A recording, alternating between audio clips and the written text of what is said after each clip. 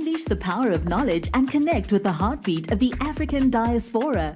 Download our African Diaspora News Channel app now on Google Play and Apple App Store.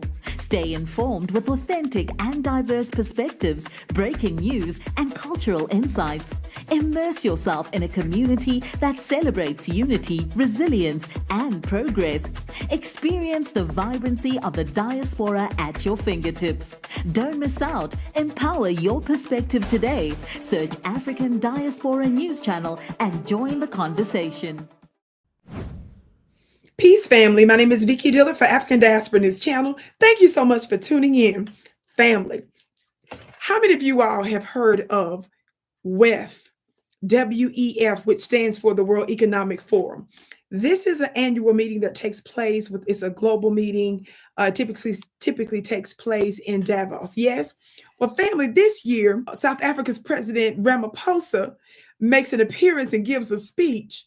And family, I'm going to try not to laugh too hard. Now, maybe you don't catch the shade in this, but I want you to watch this brief clip of our brother, President Ramaphosa of South Africa, addressing this world body. Again, this is the World Economic Forum's annual meeting, which takes place in Davos, family, the 20th through the 24th of January, right? Well, just really quick, let me just say this really quick, just to give you context before you watch this. The main goal of WEF, or World Economic Forum, is said to be an independent international organization that's committed to improving the state of the world. As it's stated in its mission, and I'm quoting here, it engages in business, political, academic, and other leaders of society to shape global, regional, and industry agendas. Now, as quiet as it's kept, some folks think that this is, part of the little secret society groups, but we ain't gonna get into all that right now. So to have an African leader address them is interesting. Watch this clip. In the history of the G20, it will be hosted on the African continent, particularly following the admission of the African Union as a member of the G20. So we are rather pleased by this. It is a very important and most significant moment for South Africa, as well as for the African continent. But may I add, I would suggest that for the world as well, because it was in Africa where humans developed the capacity and the impulse for cooperation.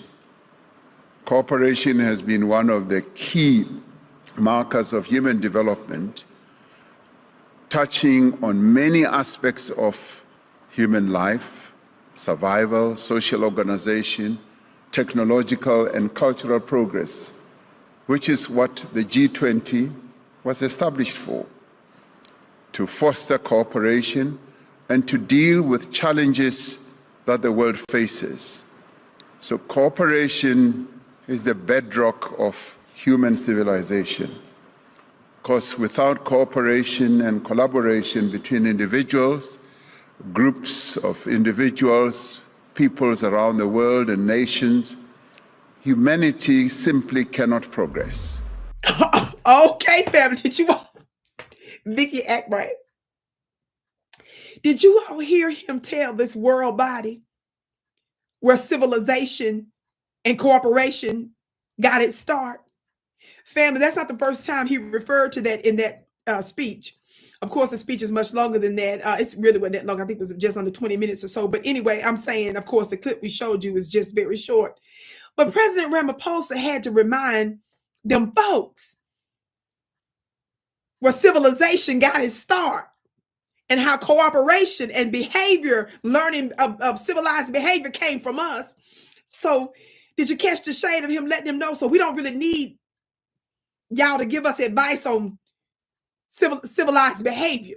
And how many of y'all know when we look at who's ruling the world, we definitely don't need y'all telling us about civilized behavior. I can't wait to hear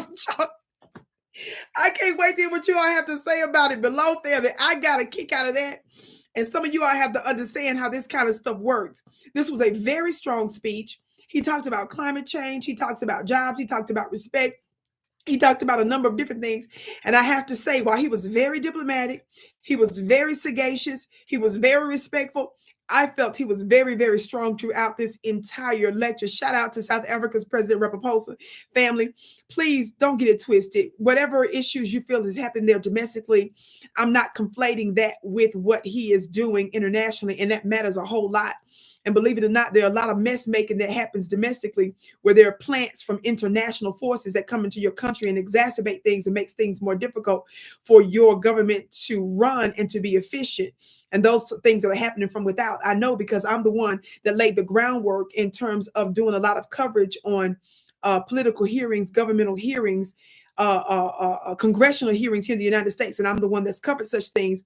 And when I started to look into those types of things, I realized that there was a plot and a plan in the foreign affairs committees for international bodies. And they even fly over some of your very people to testify here in the United States and to plot against your own countries. I know what I'm talking about on that. So, fam, I can't wait to hear what you have to say about it. Be sure to connect with me at VickiDillard.tv and my website at VickiPlanet.com. Find out what I got going on. That's